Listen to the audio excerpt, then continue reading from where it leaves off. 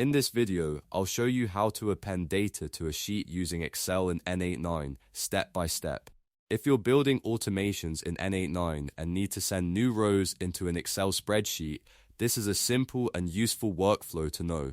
By the end, you'll know exactly where to find the Microsoft Excel node, how to choose the Append Data to Sheet option, and how to configure it with the details you need. If this tutorial helps, go ahead and hit the like button and subscribe for more N8N automation videos just like this. Let's get started.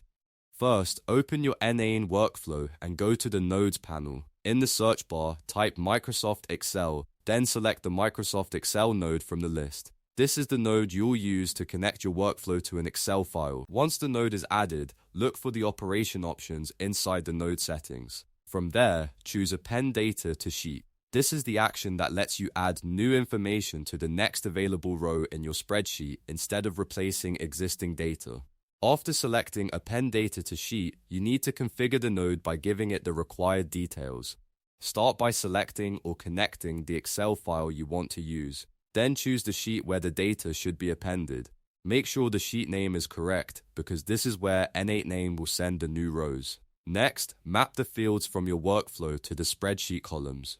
This means matching the data coming from previous nodes to the right columns in Excel so everything lands in the correct place.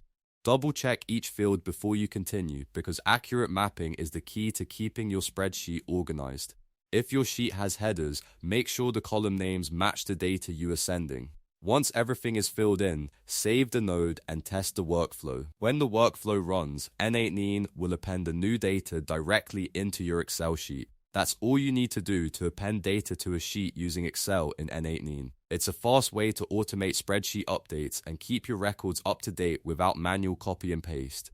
If this video helped you, please like, subscribe, and stay tuned for more simple N8N tutorials.